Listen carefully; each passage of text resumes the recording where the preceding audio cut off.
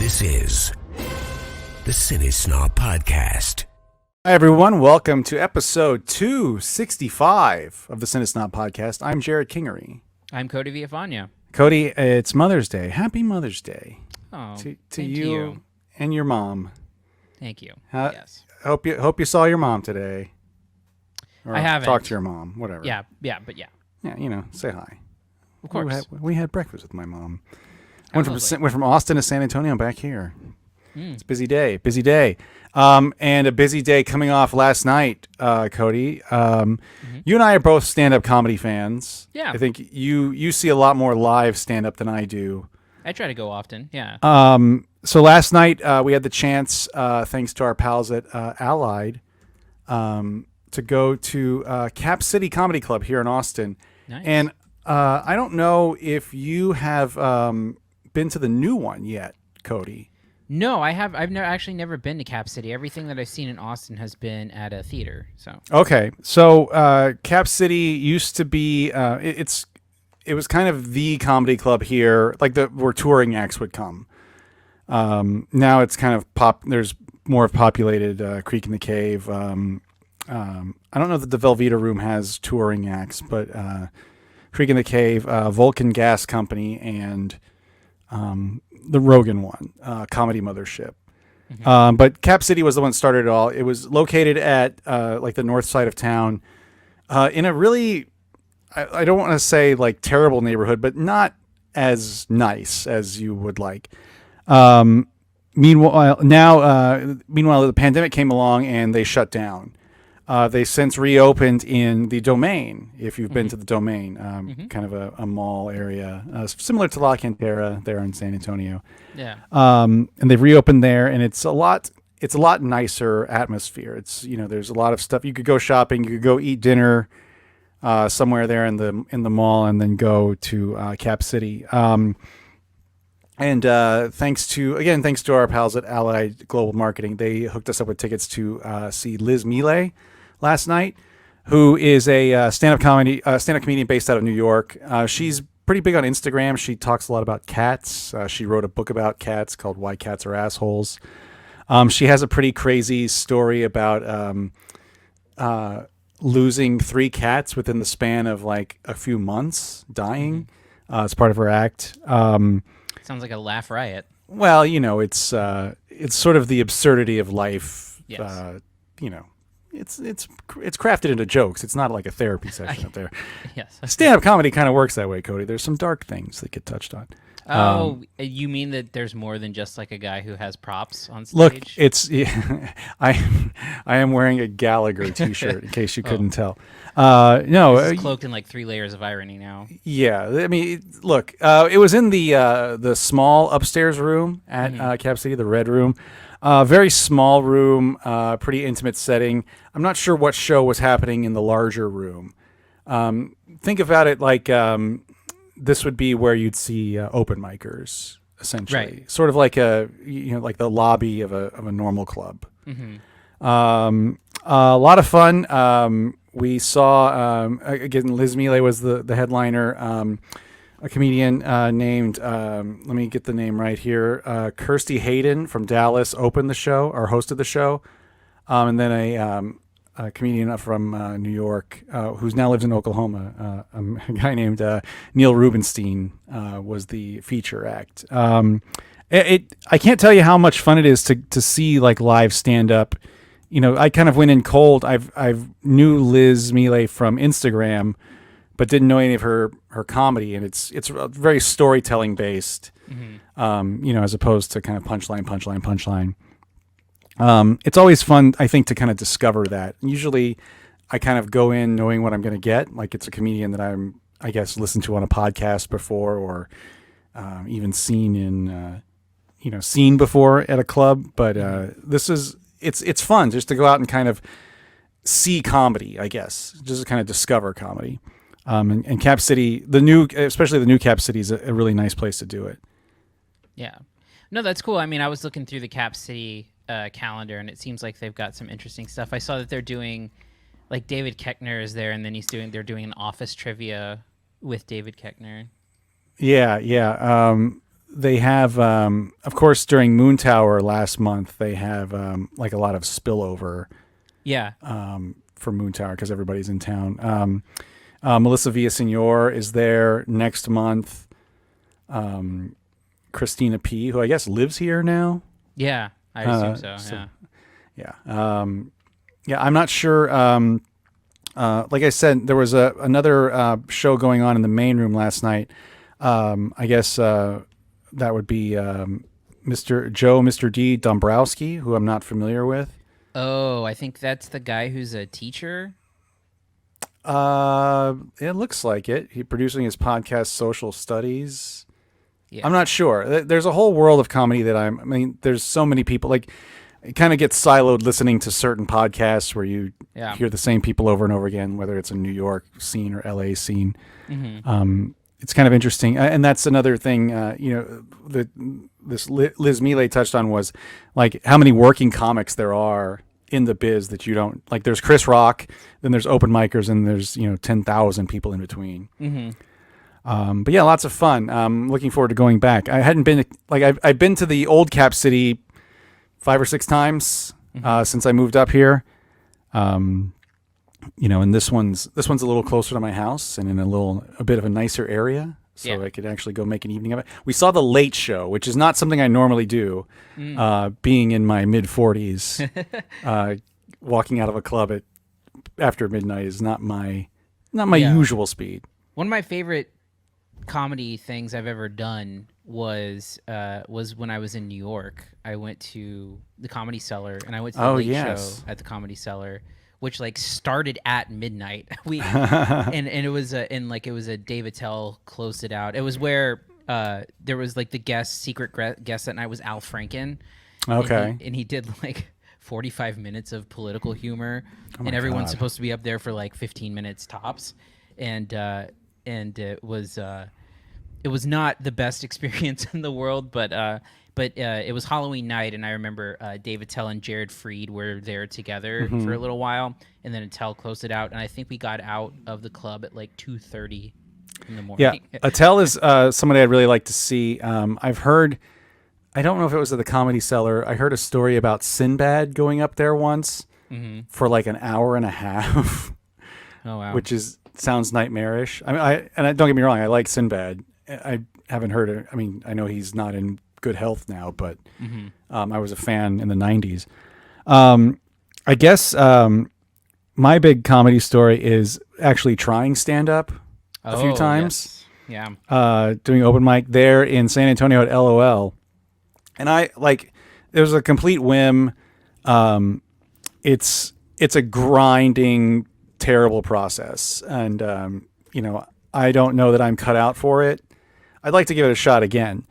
But you got to go sign up. You sign up to go on, and you're going on in front of, if you don't get there at 4 p.m. to sign up, you're going to go on at 10:30, and it's only going to be other comics waiting. There. Yeah. And it didn't go well. I think I did it twice there, and I was in LA. This was like 8 years ago. I tried to go up at Meltdown when it was still around. Didn't get in there, so my buddy and I that were out there booked it over to IO West. I don't even know if it's still out there. It's right on Hollywood Boulevard. It's permanently closed now. The Improv Olympics Theater out there. And I went up there and did okay. It was very nerve-wracking. I would not enjoy that. I mean, I would like to give it a shot again, but it was completely and totally like foreign to me. Mm-hmm. And these people that are doing it, like it's their passion and job. And not that I wasn't serious about it, but I was just sort of dabbling. Mm-hmm. And I mean, much respect for those dudes because it's a fucking grind. Yeah, I mean, I have to assume it's a grind to even get out of the open mics into like a featuring or even like a host slot. Yeah. But I think at this point, I guess because in something like New York or LA, you can go and just do like spots on showcases and just do 10 minutes or whatever. But if you're like local, like I mean, you could probably do it in Austin now and ascend there, but like a San Antonio comedian, you would have to go from like open mics to like someone giving you a shot hosting at that point, you know, because there is like Blind Tiger where you could do something like that, but yeah. And you know that was something Liz Miele talked about. Like she's playing the small room, and she's not starting, like this is a headlining show. Yeah. And she's still playing the small room, and she talks about like she's toured Europe, fucking talked about touring Pakistan and Jordan. Like this is like a working comic that has to still go up in the small room because there's a bigger act ahead of you. Yeah. I mean, it sounds easy. Like listen, podcasting, I think is kind of where a lot of comedians go. Like that's where I find out about 90% of the people that I've heard of. Yeah. You know, back in the old days, it was watching Comedy Central, short attention span theater, which I guess you're too young for. But I remember Premium Blend. That's the first thing I remember from short attention span theater. Was like you get like 2 jokes and then you move on. It was a seriously like it was the way to like find out about people that were like, they were outside of the George Carlins and the Richard Pryors and the whoever else. Steve Martin even back then was huge. And again, much respect for the comedy scene. I know we talked about this before with I think Jerry and Eddie on either not this show but our other show, quarantine show. And any of the other stand-up comedians we had on there, for whatever reason, we were very stand-up heavy. But a lot of fun, and I can't wait to go back. Maybe the early show this time, not the late show. Okay, Grandpa. Yeah, I mean seriously, we got there. The show started at 10:30. My wife and I were like, Jesus, we are way too old for this. It's 10:30 on a Saturday night. Like we should be like Saturday Night Live would be starting right now. Yeah. Oh, anyway. Again, thanks to Allied, our pals at Allied Global Marketing for the chance to go check that out. Nice. Anything else before we move on, Cody? No, I think got a full show. Got a full show here. Yeah. All right, let's go ahead and get to the reviews. Here are this week's reviews. First up, we have Fool's Paradise. Wow. Latte pronto. You and me are going to do big things, pal. I can feel it. Look, that guy's ahead of the studio over there. All his teeth are fake, by the way. I'll say hi later. Oh, see her? The one who looks like a model? Don't look. She's actually a prostitute. Hi. Let's do 2 of the salmon salad. Hold the salmon because of the mercury. No cheese or fatty nuts of any kind on there, please. Oh, balsamic on the side. Actually, scratch that. No dressing. Just the lettuce rinse thoroughly with Evian water. We're going to split that. Oh, and 5 energy drinks. You want any? Oh, and take this away. What are you trying to kill us? Who still serves bread at a restaurant? Might as well feed us a pack of cigarettes. You don't smoke, do you? Well, hang on. That's the production. Hello? Yeah, I'm with Mr. Pronto. Wait, what? Slow down. What? What? Okay. I'll let him know. Great news, Latte. Sir Bingsley's dead. This is the writing and directing film debut of actor Charlie Day, who's seen that clip with Ken Jeong. Known, I guess, primarily for It's Always Sunny in Philadelphia. Also voice actor in Super Mario Brothers, a $1 billion movie. Yeah. Cody, this one, oh boy. Tell us about Fool's Paradise and what you thought of it. Yeah, I mean, if you think the energy in that scene is over the top and very on the nose, and you think that's just an anomaly, it's not. That's actually a good example of what you're getting here. But the synopsis of the movie is relatively simple in that Charlie Day plays a guy who, for reasons, has some kind of like mental issue where he's gone mostly mute. And he's also just a very kind of like passive kind of guy who happens to look like a very famous movie star. And he's spotted as he's getting out of a mental hospital and ends up basically replacing him in a movie, and then is shot into superstardom, despite the fact that he like doesn't talk and just basically goes along with what everyone says and does. So it's a like 90% silent. I mean, that character that you see there has one line in the movie. And then, Charlie also plays the sort of guy that his character is replacing, the difficult method actor. And really what the whole thing is it's sort of like, we'll call it satirizing Hollywood, and a lot of things encompass that, because you get like celebrity couples and celebrities adopting kids, and on-set shenanigans and CGI, and like basically everything that you could think about in the movie industry is think about like the easiest possible commentary and joke that you can make, and this movie has it. And I mentioned this to you when we were chatting about it, because it was hard to not chat about this movie in advance. It just is not nearly as clever as it needs to be to even qualify as satire. Every single joke is just so on the nose, low-hanging fruit, exactly what you might expect. It's the cast, Charlie Day was able to get a huge cast that includes, you see Ken Jeong in that clip, but you have Adrian Brody and Kate Beckinsale, Jason Sudeikis, Jason Bateman, John Malkovich, Ray Liotta in one of his last roles, Edie Falco. Like basically everyone who has even a bit part in this movie is someone famous, and it's clear that Charlie Day like cashed in every favor he had for this, and I wish he would have saved those favors for something better, because it's just so not funny, and the energy of the movie is like it's this character that's sort of like, I think what Charlie Day is aiming for here is like a Charlie Chaplin kind of thing. And instead, he just ends up kind of Mr. Beaning his way through a lot of this movie, where he's just sort of like being pulled in every direction and making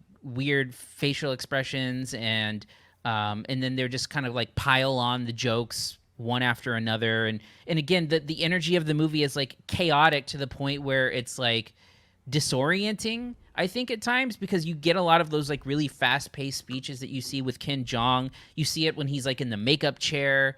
I think that the one part of the movie that I didn't actively hate was, I think that there's a tiny, maybe like 2 to 3 minute sequence with Jason Sudeikis when he goes and visits. He plays like a big blockbuster director. I guess like a Michael Bay-ish. Yeah. Yeah. But the one joke where he keeps on calling his maid to do something, and then she hustles over, and then as soon as she gets there, he moves into the next room or something, is like the one funny joke of the movie. But everything else is just like, again, over the top, on the nose, not clever. Again, satirizing in air quotes Hollywood and the Hollywood experience. And then like by the time you get to like the John Malkovich stuff, I'm like, what is going on? What is this movie trying to say? And then it ends on the clumsiest fucking metaphor I've ever seen in a long time, where it's just like, ugh, are you really going? It's like, is this really the point? Is this really what you were saving up for, when what the title is representing? So for me, this is just like, this is a very, very bad movie. Like just really bad. Yeah. I mean, I was prepared for it. You told me about it a couple days before I started watching it. But yeah, this is, it's structurally, well, premise-wise, kind of reminiscent of Babylon, which I believe we talked about on the show. I believe we talked about on the show being sort of a misguided, over-the-top attempt at this like kind of uber vision of Hollywood, like this vision of like what happens in it, like just the debauchery and the over-the-top. I mean, it's literally piles of cocaine in Babylon. This is not quite that, but it's this just bland, over-the-top satire that doesn't, like you said, it doesn't really have anything new to say. And reading about the movie, the disjointed feel of it all, they started shooting in 2018, and then like went back and reshot some scenes in 2021 of December 2021. This is according to the Hollywood Reporter, that after that Charlie Day got advice from Guillermo del Toro to add these scenes. I don't know what the fuck kind of advice this was, but man, this movie is a fucking wreck of just not funny. And it's outside of that though, it's really competently made. Like it's got a stacked cast. It looks really good. The score is pretty lush and interesting, but this is some like weird Peter Sellers, Charlie Chaplin thing that never really meshes together. And I think Day is the wrong person for this, because part of his appeal is that sort of manic man-child aspect of him, which he gets to show off a little bit in the dual role that he plays, which you see in that clip is the character that dies.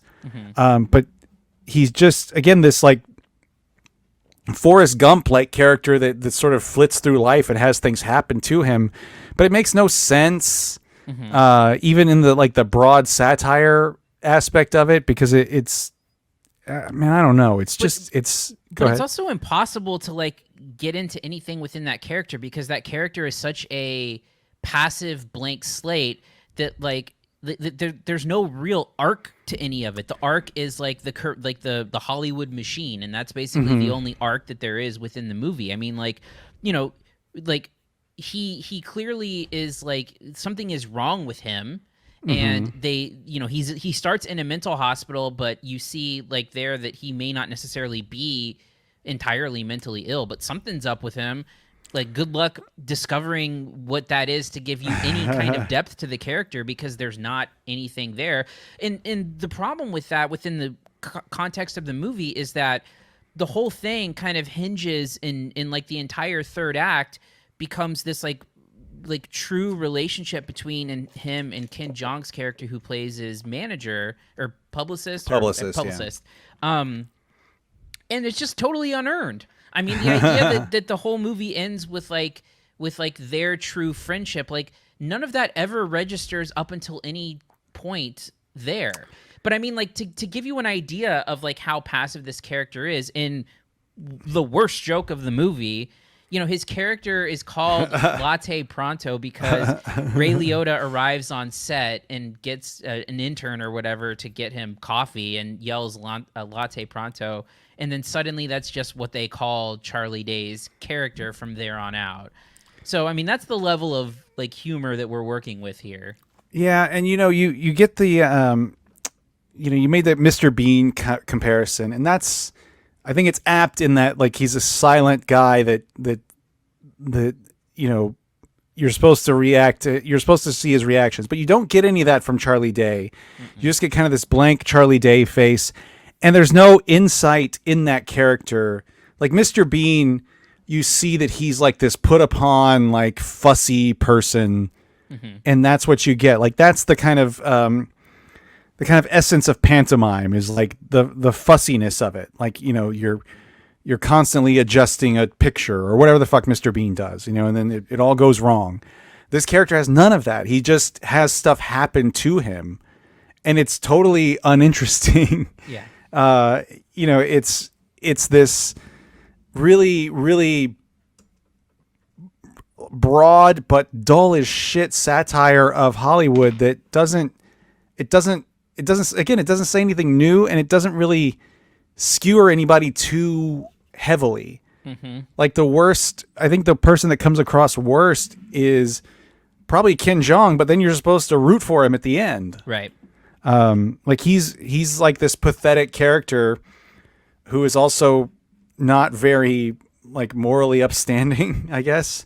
Yeah. I don't know. It's just this is a wreck of a movie that's unfortunate, because it is so stacked and it does look good and it does sound good, but man, it's just, I don't know what the idea behind this was, and like why it, you know, like especially from someone like Charlie Day, whose bread and butter is like being this kind of manic man-child oddball. Yeah. I don't know. This is a bad movie. Yeah. Anything else to say about it? No, I mean, again, I just don't. Again, this has no clause to it, and I feel like if you're gonna make a movie that's like satirizing Hollywood and stuff, like you got to go in hard, or your thing is gonna land with a thud, and that's ultimately what every single like piece of like, even when you're like, if you're skewering like the scene where they're skewering like, you know, CGI movies by just firing tennis balls at Charlie Day, like this is not like, this isn't funny or clever. Like it's just bad. Well, I will say that is one of the funnier written moments. That's Jason Bateman's cameo, where Jason Sudeikis complains that it's not what he ordered, and he's like, I can't remember what the line is, but it's a great little delivery there. Again, it's not necessarily funny, but it is a nice, I don't know, it's a moment between like two actors that have worked together, and you know, I don't know. It's still, what's your grade for Fool's Paradise, Cody? Yeah, I mean, I don't want to like undersell how bad the movie is. I think this is one of the worst movies of the last couple of years. I mean, I think it's really, really bad. So I'm going with the Gentleman's F. I'm going D-. This movie is wretched. Yeah, D-. There's not really anything redeeming about this story-wise. I think casting and the look, and I did like the music. I did like the score. I thought it was lush and interesting. But man, this is a huge misfire, and I can't understand why this, like, how this went through the process it went through, and then what the fuck did Guillermo del Toro see in this? I don't know. I mean, I don't know if you listened to Conan's podcast with Charlie Day. I haven't yet. A couple weeks ago, but yeah, apparently when they were working on Pacific Rim, Charlie Day was like constantly picking del Toro's brain on directing things, and I don't know what lessons he took, but I don't know. Well, yeah. I mean, 2-time Oscar winner, you can't really go wrong. But yeah. Anyway, let's move on to our next movie, BlackBerry. Yeah, what can I do for you? Okay, picture a cell phone and an email machine all in one thing. There is a free wireless internet signal all across North America, and nobody has figured out how to use it. It's like the Force. Sorry, have you seen Star Wars? No. That guy is sketchy. I don't think he's sketchy. The guy's a shark. I know how to market it, and I know who we can sell it to. But I want 50% of the company, and I've got to be CEO. I don't know who you think you are, but Deal. are you joking?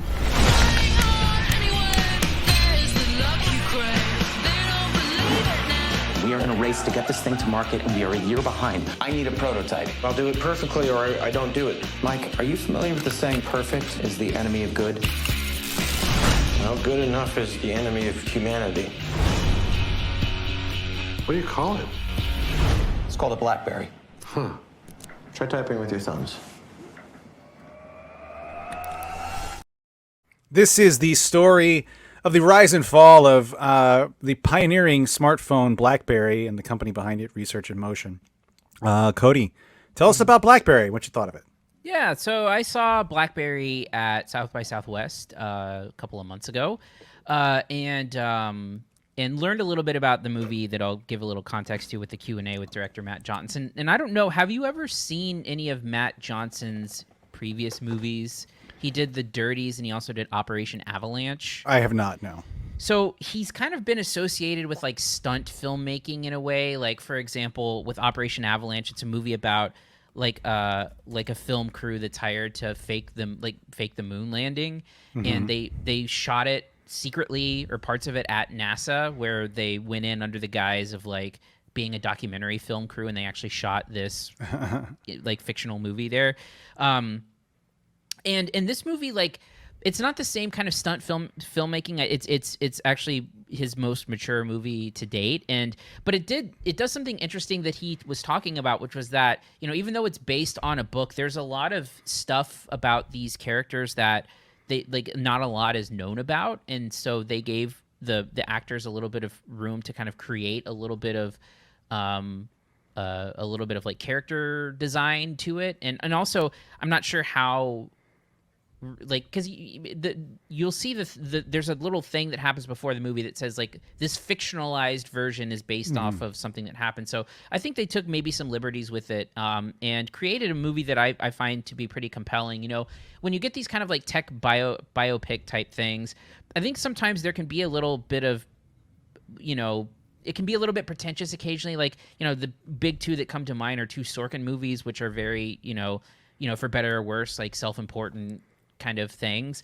And this is like a bit of an anomaly, because the tone and energy of this movie is, you know, somewhat comedic. And I think, you know, there's a lot of comparisons to like The Office that this gets. I don't know if I'd go that far in its comparison, but it is a bit more lighter. It is a little bit more comedic. And as a result, I think it's more fun. So what you get is like a ragtag group of, you know, techie guys who end up getting connected with a guy who I guess is like more in the like operations leadership position. So in that clip you see, you know, the Jay Baruchel and Matt Johnson himself play the engineer techie guys, and then Glenn Howerton, who to follow the Always Sunny in Philadelphia theme for today, is playing a guy named Jim Balsillie, who they hired on to run BlackBerry. And what you get is kind of like a sort of rise and fall story. I mean, everyone knows. I don't know. I never had a BlackBerry. I wanted one. Yeah, for a while. I was very close to getting one. Yeah, I was too. I was just like quite not like old enough to where I could, you know. I had at the time I had the candy bar phone. I can't remember what brand it was, but it flipped open and it had a keypad. Okay. So that was my last non-smartphone. Yeah. That was as close. Like I was looking into BlackBerries.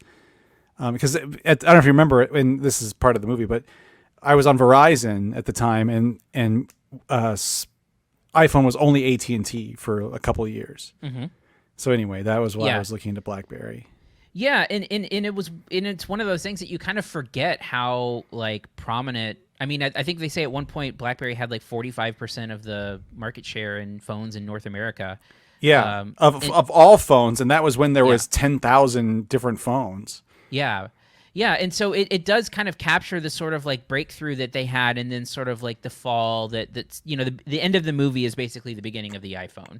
And yeah, I mean, I think this movie just has a really great energy to it. I think that it's really fun. I like the energetic beginning part as they kind of come together, and you start to see, you know, these very, and I think Jay Baruchel is particularly good at playing like these really kind of passive, meek characters, who get like a guy who's a bulldozer, who, you know, that's Glenn Howerton's character, and kind of like push them into like aggressively like marketing and pitching the thing. So I think all of the scenes with like the pitch meetings are really great.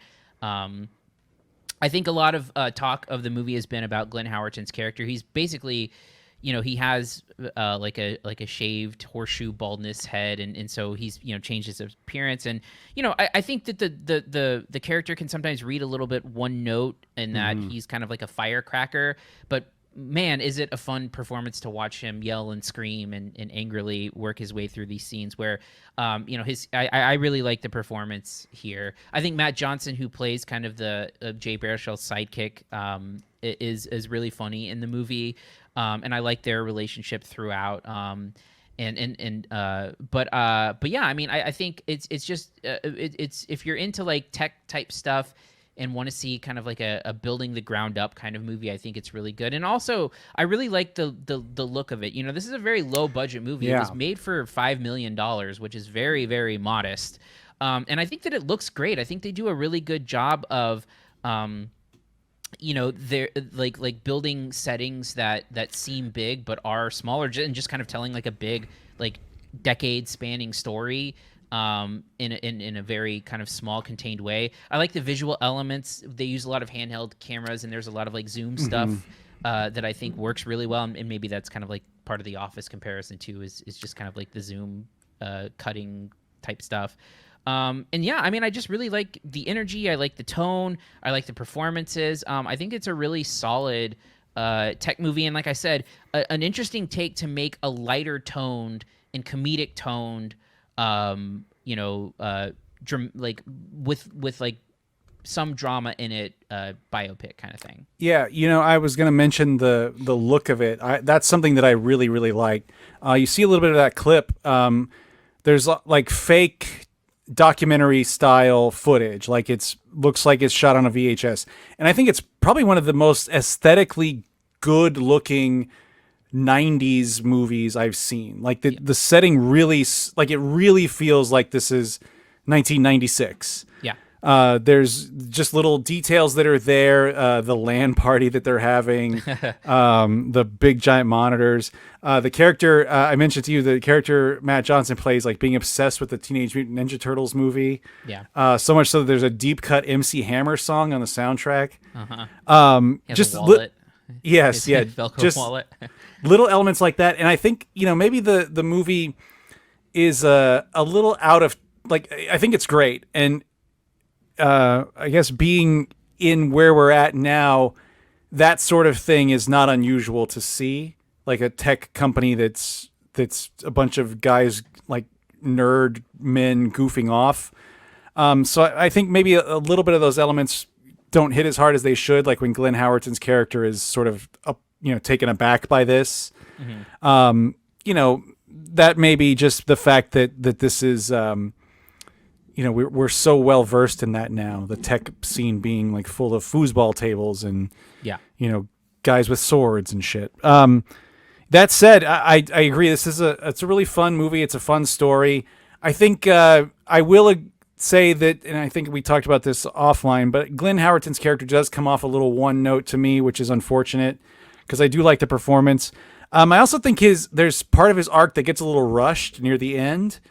I don't want to go ahead. Are you talking about like the side venture that he tries to get into? Yeah. Yeah. That part kind of comes out of nowhere with no real, it's hinted at, I guess, in passing, but also that, to me, that just read as Canadian. Well, and the sort of like calling card of the real guy is like his attempts and failures at this thing. Right. And that's a big part of like the real guy, but it is very Canadian. Yeah, because like there, you know, he's a I mean, just to give the broad strokes, he's a hockey fan, and but it's a Canadian. I mean, this is a Canadian company, a Canadian movie, and then there's some other stuff in there that feels a little forced. I think the Cary Elwes stuff is a little too supervillainy. Mm-hmm.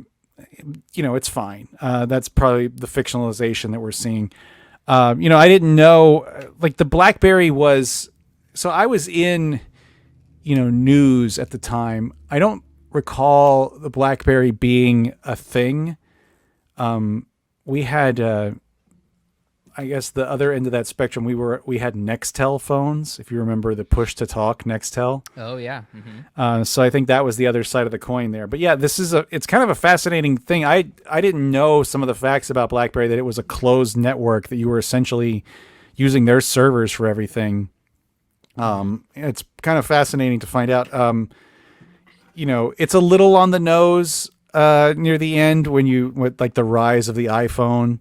Mm-hmm. You know, watching it on your iPhone, you can kind of guess where the story's going. But you know, that said, I think it's really well done. I really, really love the way it looks. Oh, more than anything, I love the way it looks.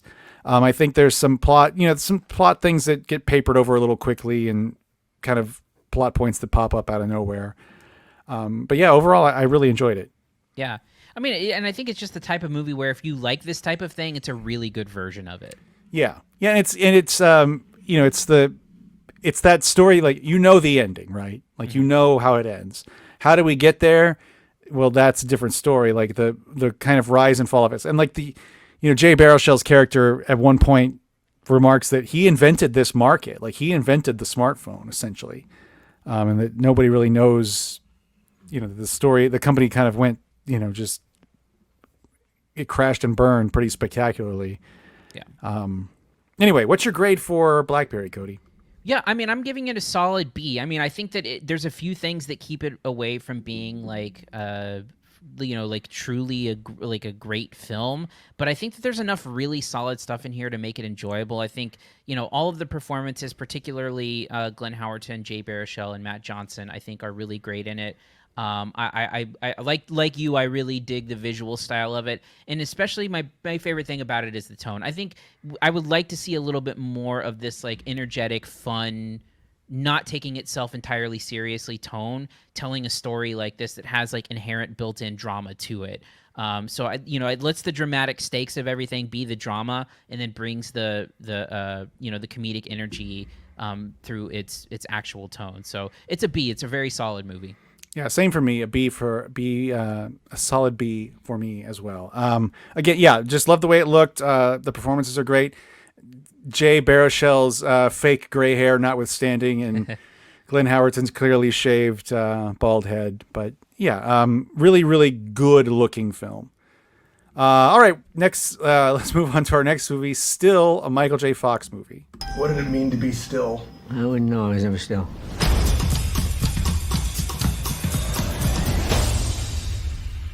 That's him. That's our star. I want this job. I can do it. Whatever the exception is, I can fix it. I can be older. I can be taller. I can be anything. The popularity of Michael J. Fox is a phenomenon. Here is Michael J. Fox. What is the secret of your success? And the winner is Michael J. Fox. I don't believe this. This is great. I feel 4 feet tall. I get it. I was big. I was bigger than bubblegum. I woke up and I noticed my pinky. Auto-animated. Parkinson's disease. I told Tracy the news. In sickness and in health, I remember her whispering. No one outside of my family knew. There was only one reason I took these pills. To hide. But all those years of hiding was shaking me away.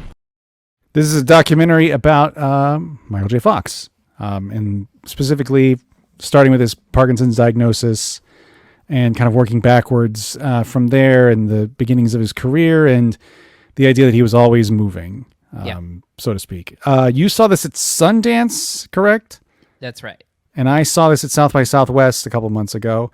Yeah. Tell us about Still, what you thought of it. Yeah, it's not super fresh for me because I watched it in January, but It's now streaming on Apple TV Plus, by the way. Yes, and I think the best quality of the movie, and I think and if you're gonna do a sort of like documentary about a person, particularly one that's still living, having it told from their own voice is oftentimes a really great way to do it. I think you see it with like the Val Kilmer documentary, which is kind of the same thing. There's a really great Selma Blair documentary from a festival a couple years ago, and this is kind of the same thing where in fact, most of what you get is from Michael J. Fox. It's either talking head interviews or voiceovers and things like that, and you get to hear not only about his Parkinson's diagnosis, but also a very honest look at the years in which he was again not still for other reasons, and there's definitely some footage that is unflattering as well. You see Michael J. Fox like really struggle with things. The beginning of the movie, we talked about this I think on a previous show, but you see him how for whatever reason he's constantly like running and moving very fast. Yeah. And he's like in like almost always in danger of just like eating shit and falling. Yes. And he does in the early stages, which kind of sets the tone for everything. And like sometimes they'll show a talking head and he's bruised, or you can see his injuries. And I think from what I remember of the movie, I think there's one thing about it that stands out to me, which is like it's like pristinely edited, where the first half of the movie especially just sings when it's combining like some great reenactment stuff with archival footage, with talking head footage, with voiceovers, with him narrating things.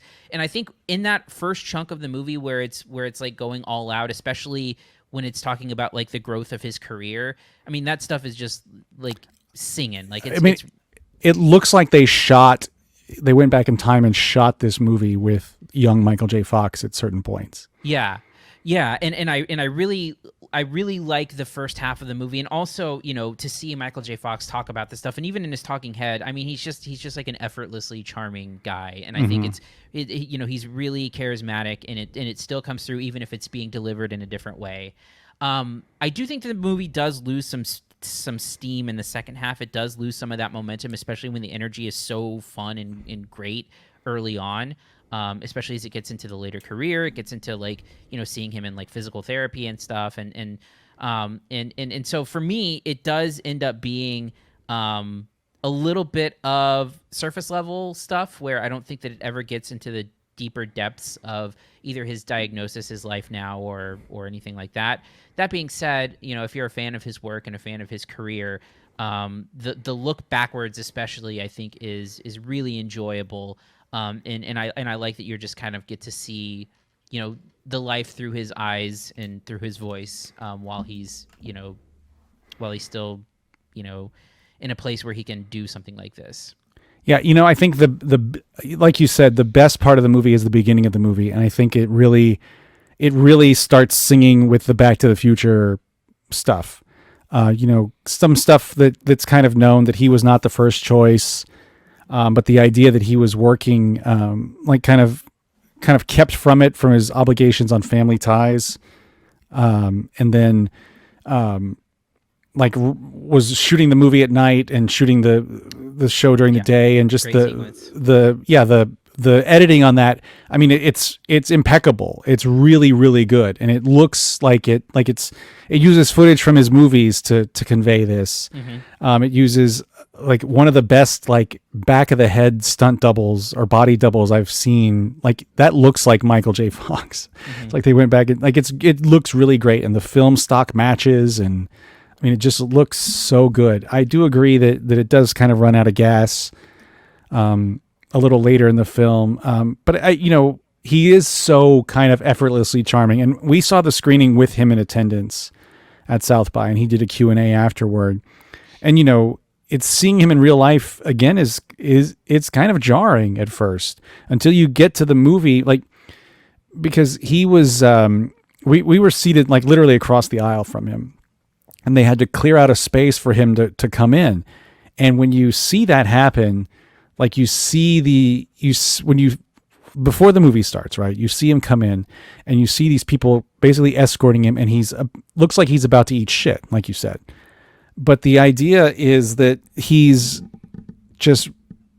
hauling ass on his own to do that. Like it's not falling. Like that's what you find out of the movie, that he's just literally he's hauling ass because that's just what he does. So that it kind of opens up, like, you know, it takes away any sort of, and that's another big message of the movie, is that like it strips away any like pity that you would feel for him. And he's very big on that. Like he doesn't want to be pitied because he has no reason to be pitied. Like he has this disease, and who gives a shit at the end of the day?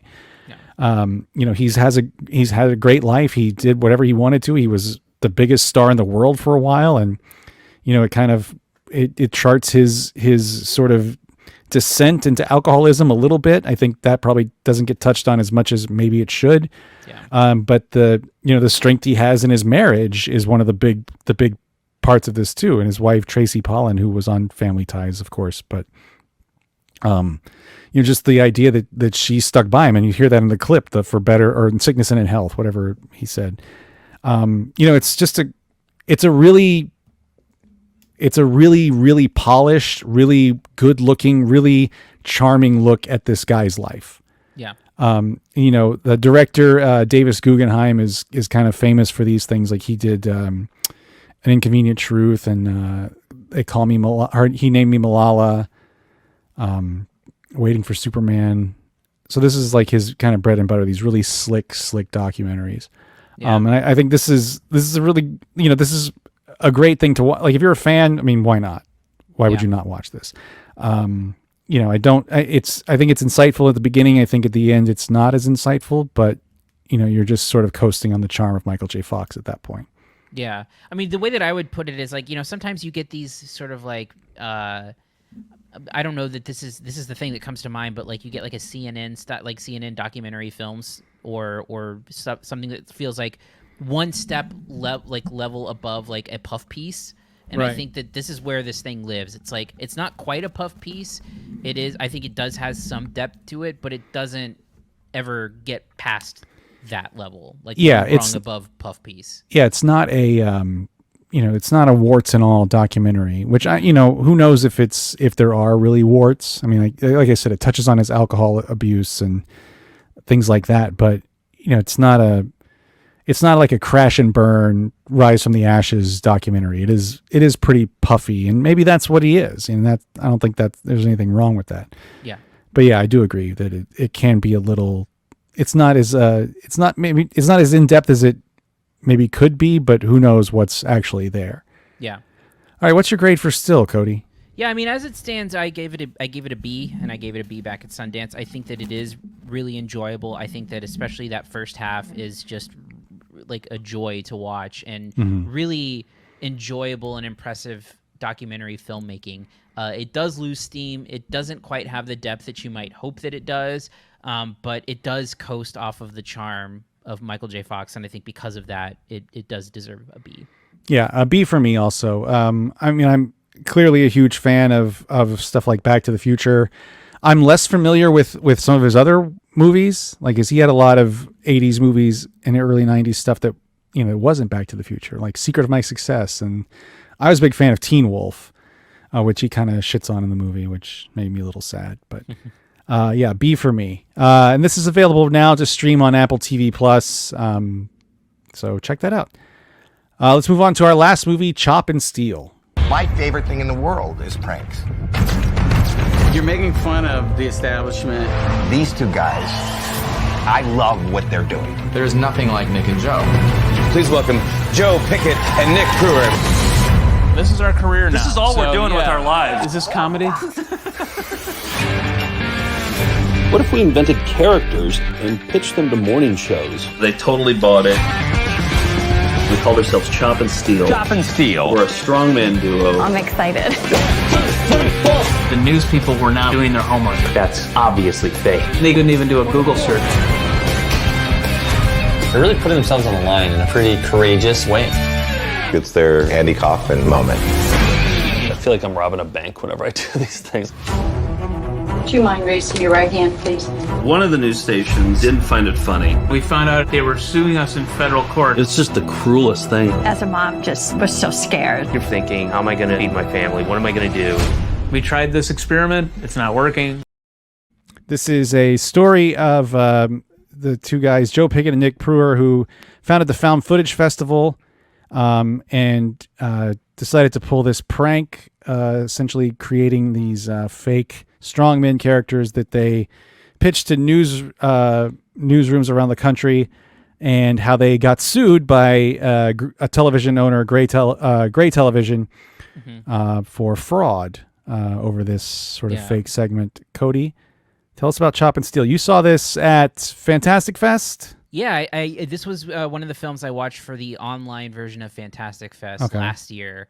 And yeah, I mean, I think my first introduction to their work was the K-Strass videos, which are sort of legendary internet videos that had now famous Mark Prosh, who you may know from like the What We Do in the Shadows TV show, going on to live TV as a yo-yo expert who would teach kids about the environment through yo-yo.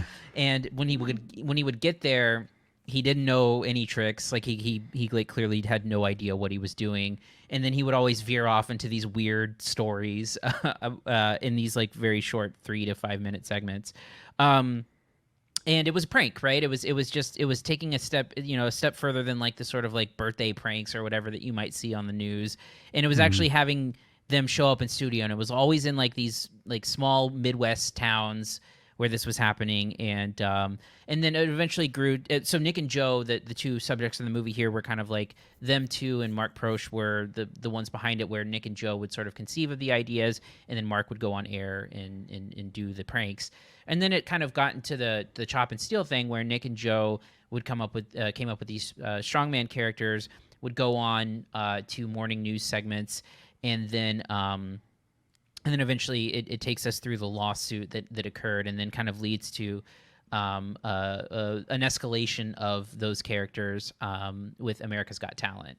And so, the documentary itself is a little bit frustrating because I think that it leaves a lot on the table in terms of what it could really get into versus what you get. I do think that that Nick and Joe are interesting as subjects. I think in particular Nick is a guy who kind of takes it a little bit less seriously, but also kind of sees the value in the prank of it all. You get really great talking head interviews. I think there's some good stuff from David Cross. There's some good stuff from a little bit from Reggie Watts. Bobcat Goldthwait, I think, has some good stuff in it, and you get to see sort of like his perspective from someone who used to go on live TV and wreak havoc. Famously set the Tonight Show's chair on fire. Charged with arson for that, I believe. Yeah. And so really, the idea behind him is like, well, like what. Is it worth are the potential consequences of the prank worth the prank itself and putting yourself in that position? And I think the pranks are funny. I mean, I think the chop and steal stuff is funny. The K-Strass thing is definitely funny. And then it kind of veers into this sort of distance that's starting to develop between Nick and Joe, where Nick is kind of in a position where he wants to maybe make some money and I should also say too, if you've ever heard of the Found Footage Festival, these guys are also the creators of that, which sort of like they collect weird VHS tapes and put them together and comment on them and then tour the country with that. And it's not, you get the sense that that's not a super profitable thing for them, even though they're successful with it, which is, the deviation there, which is like, again, Nick wanting to make money and then Joe wanting to do it for the love of comedy, I guess.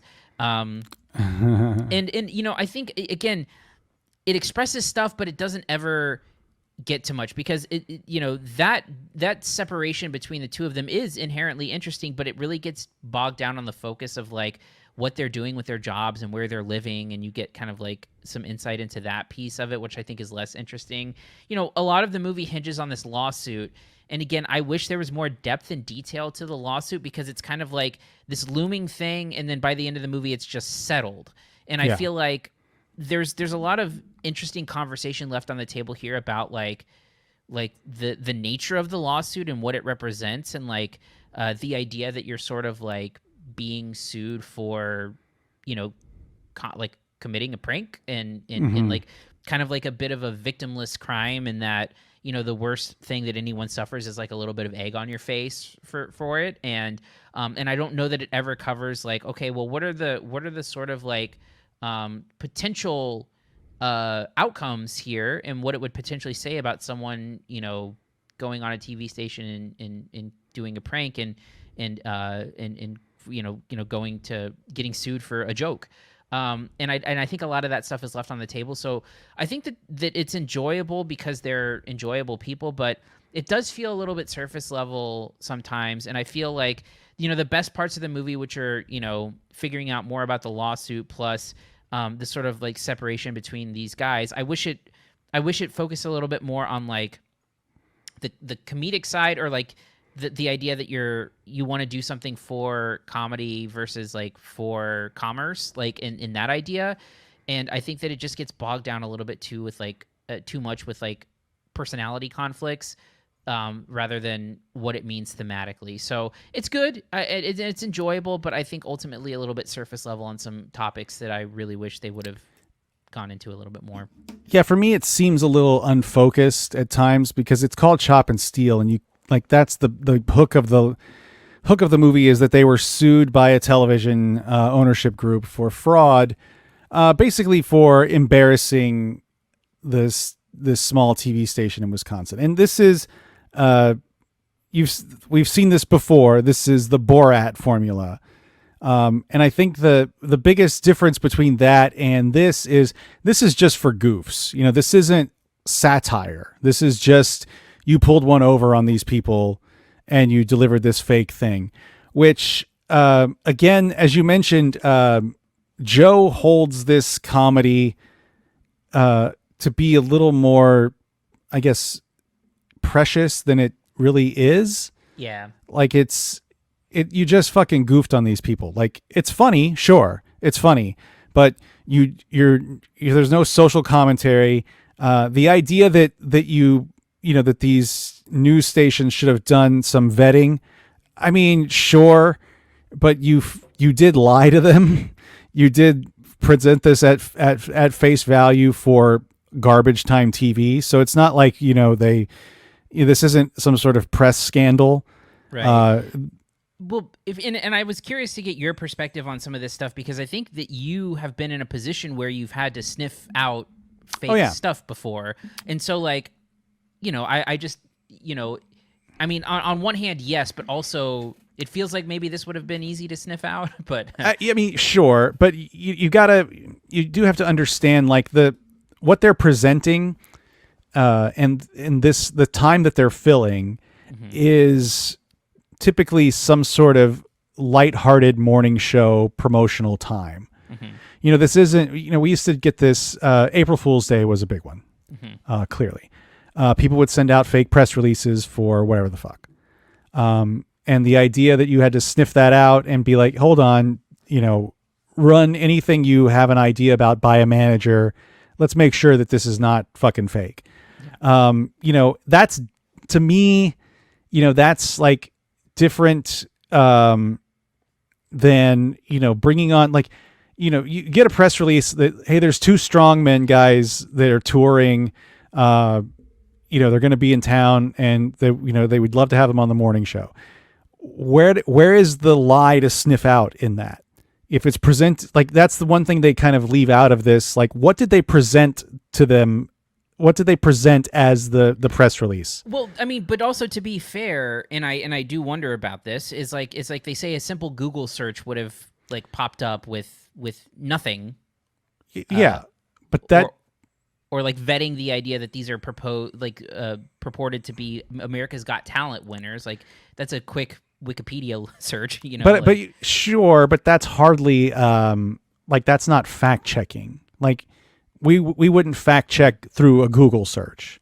We would fact check through, like, okay, what can we find out about these people? And again, that's kind of look, I get it. It's a funny prank. You fooled them. I get it. That's kind of the gist of it.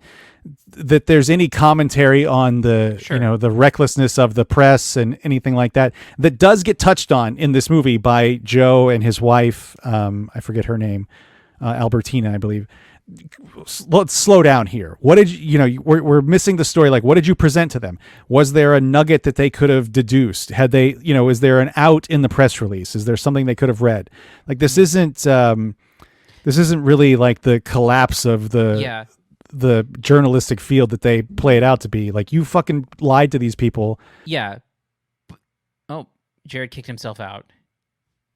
Sorry, that was weird. I lost my monitor died, and I don't know what happened there. Yeah. Anyway, as I was saying, this is not the gotcha that they think it is. Well, no, especially because really they make themselves look stupid. Like there's no, like I said, it's a victimless thing, which is like the morning show hosts are like caught off guard. Like, the worst fate anyone suffers is like drinking a gross smoothie. Like, I think that's about the most damage that's done, because ultimately they just go on there and make fools of themselves, and the joke is on the station for having been pranked. And even that you mentioned the cooking segment with Nick as the chef, like that one. Like, the prank isn't even that obvious in that one. Like, it's not like the chop and steal when you say, okay, this is a fucking goof, But some of these are like, they're really well done to the point of almost being like anti-jokes. Well, that's why I like the K-Strass stuff the most, because like the joke lands ultimately when you see him like not know how to do the yo-yo thing, but also just like the kind of stories, like I told you, my favorite thing about that is that he tells like rambling stories that holds the host hostage that have no real point, and I like that. I like that one a lot. And like that's kind of the Borat the Borat idea, where people are kind of inherently polite. They'll put up with a lot of shit. Yeah. And this is fluff TV. This isn't hard news that's happening here. Yep. This is reserved for, the circus is in town and that we got a clown to perform for you, sort of shit. So again, any idea that this is some sort of indictment of journalism is way off base as far as I'm concerned. That said, the lawsuit is patently ridiculous too. Like they were just pissed off. Like that was stupid. It does yield some very funny deposition footage. Yeah. Which is kind of deadpan gold. Yeah. You know, and then it leads to the real life America's Got Talent appearance, which is a pretty it's kind of approached again from Joe's standpoint with a sort of like preciousness of this premise versus the idea that this is exposure for them. Right. And the way they undermine it is pretty great. Yeah. You know, it kind of takes the piss out of everything. Wink. You know, and it yields they get a talking head from Howie Mandel out of it. Yeah. Who's weirdly like present around their career for whatever reason. But you know, that stuff is interesting. Again, I think, like you said, the more interesting part to me would be like the kind of shift in what these guys want. Like Joe is kind of in it for the art of the comedy. And then at one point we talk about Mark Proush gaining fame and joining the cast of The Office as a recurring character in the later seasons. And then Nick and Joe being offered a chance to send a writer's packet for The Office. And Joe kind of being like scoffing at it. And Nick sort of wondering, wouldn't it be nice to be on the staff for a comedy show and make some actual money doing comedy? Yeah. That divide, the distance between them on those two things is the more interesting story. And I don't think it's ever really explored. Yeah. And I agree. you know, Yeah. that feels like a missed opportunity because by the end of the movie, you kind of see them back to normal doing the found footage thing. And, you know, Nick is played as a little more of a sort of sad sack character in the film, living with his Alf shit like me and board games. Yeah. Anyway, there's definitely some funny stuff in this documentary, you know, in the premises, but I wish it were deeper. Yeah. Anyway, what's your grade for Chop and Steele, Cody? I give it a B-. I think that it is enjoyable and funny enough of a film, and I think a funny enough story as well, especially with the seeing the kind of execution of a prank that like you might, I mean, I'm sure up until this point like was never heard about because it was edited out of America's Got Talent for obvious reasons. Yeah. So I enjoyed getting to see that and having about that. And I think conversations about comedy are oftentimes interesting. I just wish that the conversations here were a little bit more focused. But it is a B- for me. Yeah, same for me. I do enjoy these guys. I've been meaning to make it to the Found Footage Festival at some point. This is, of course, made by the guys that made Winnebago Man. Who just passed away earlier this Jack week. Debney, I think was his name. Yeah, which is a pretty fascinating documentary in itself. From 2009, I believe. It's old. Yeah. Anyway, B- for me. Yeah, that's gonna do it for this week, Cody. Next week, Fast 10.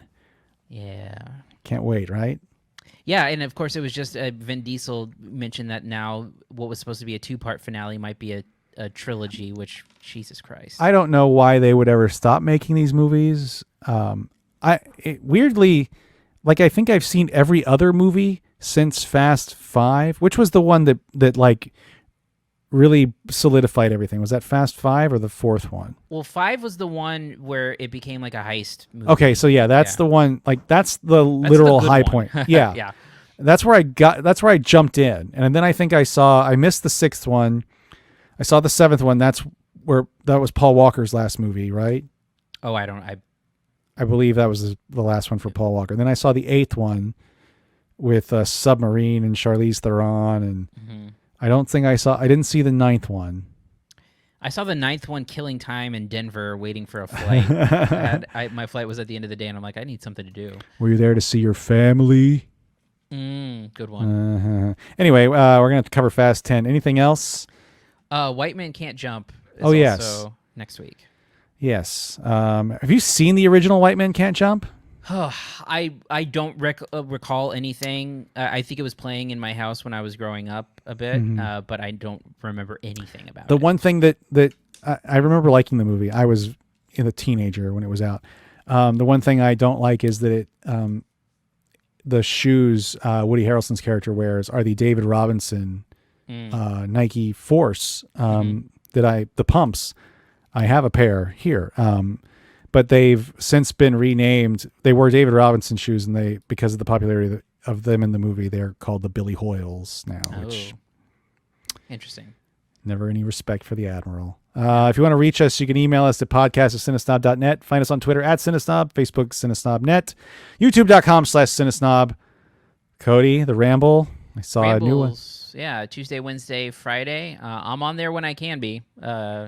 We have scheduling adventures, so but check that out if you're interested. Yeah. And hey, why not? If you are hearing this and haven't left us a review in 5-star rating on Apple Podcasts, please do so. We'd like to get those numbers up right to as high as we can get them. So maybe we should do something I've heard other podcasts do. Maybe if you leave us a review, we'll read it on the air. Oh yeah, we'll read it live. So bring your A game. Insult us, whatever. I don't care. Just leave a 5-star review. Yeah, as long as you can insult us, as long as it's 5 stars. Yeah.